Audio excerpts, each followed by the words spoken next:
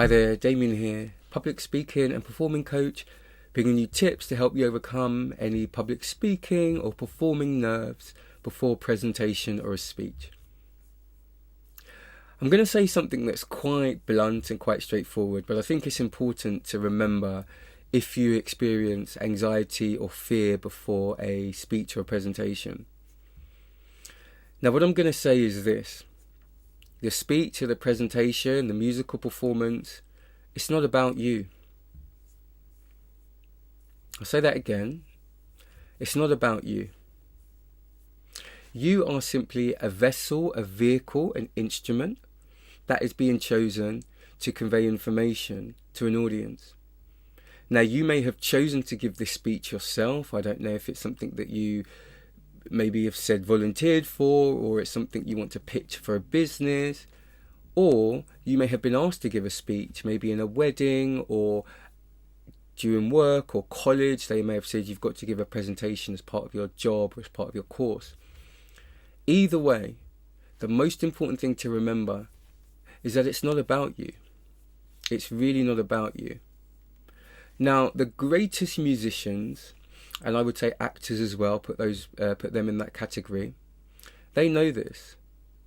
They know that there's a message out there that they are being asked to convey to the audience, and their job is literally to be an instrument to get that message. It's not about them, and I'm going to prove it's not about them. I'm going to give you an example. But the greatest actors will always say, when you're playing a character, you've got to get out of the way. The greatest musicians will say that when you're performing a song or dancing or doing something, you've got to get out of the way. And you've got to be the instrument that the message comes through.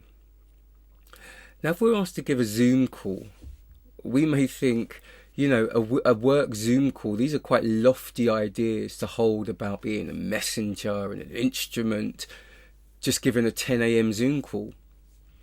But the principle is exactly the same.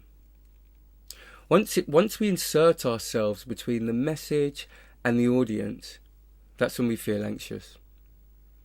If we can somehow remember it's not about us, it's about the message and the value that we can convey to the audience, our anxiety will just begin to diminish at such a rate that we will be shocked. Now, I'm going to prove to you, because some people might be saying, well, this is, maybe this is fine for musicians and actors and, Shakespearean actors on stage channeling Hamlet. But I'm here to talk about, sales figures in a business. I don't have lofty ideas about being some kind of instrument. But I'm going to prove it to you that it's not about you. Okay, I'm going to show you, give you some evidence now. Let's say you've been tasked to give a speech, a presentation. And the presentation is particularly tedious. It's on end of year sales figures. That may be important, but let's say it's quite tedious topic. End of year profit and sales figures. Nothing particularly artistic about it. Very important for the company and people want to know, but nothing you can say, well, this is about the message. It's accounts. You've got to go and you've got to give the accounts. And okay. Now I want you to imagine you're giving your speech. But instead of giving your speech, before you start, you say, I'm not going to give my speech. I'm going to walk into the packed auditorium, the packed room that I'm about to give my speech. And I'm going to sit there in front of all of my colleagues, my boss, the CEO of the company. And what I'm going to do as I sit there is I'm just going to talk about whatever I want. In fact, I'm going to start the speech by not speaking for half an hour, because I'm going to sit there. And then I'm going to speak about whatever I want. I might speak about my holiday last year. I might speak about my future travel plans. I might speak about my family. I might speak about politics. Now, what do you think would happen if you walked into a room of CEOs and managers in your company who have tasked you with a particular presentation, and you start talking about last year's holiday?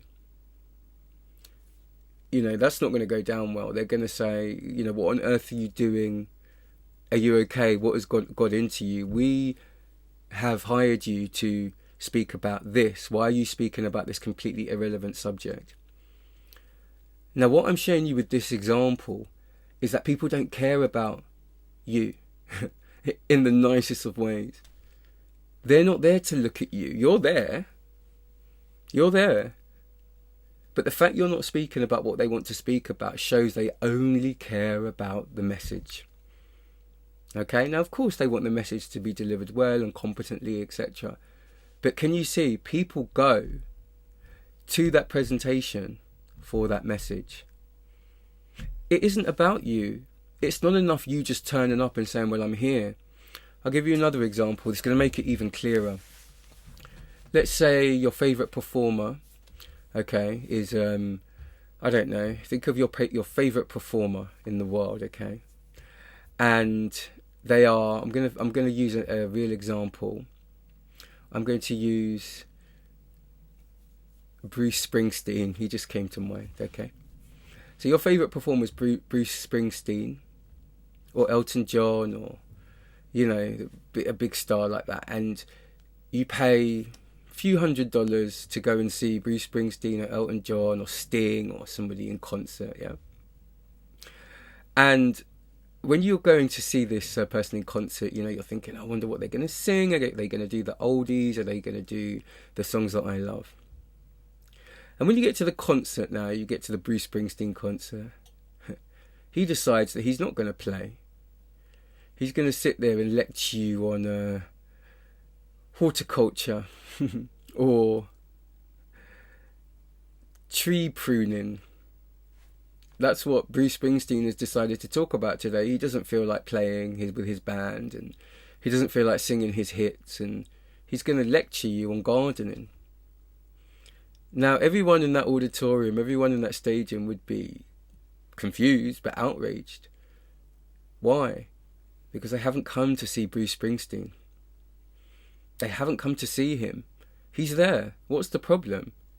If he walks into the room, he's there. No, they've come to hear the message. They've come to hear the music. He is simply the person that's delivering it. And the music and the message is much more important than he is. So if he's not delivering what people are actually paying for, which is the music and the message, people are not interested. It does not matter which superstar musician that you name. If a superstar musician does not deliver the message that they're known for, people are not going to be interested.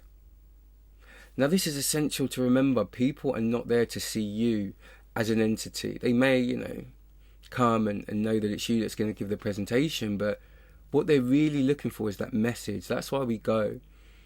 And even in work calls and Zoom calls and presentations that aren't like concerts, even if we haven't chosen to give that message, people are not coming there to sort of look at you. They're coming there to listen to the value that you can add. So the reason that I'm really emphasizing this point is because if we don't understand that, we lose connection with what we're supposed to be doing. And once we lose connection, we make it all about ourselves, as I've mentioned. And that just creates anxiety. It creates a disconnect with our audience.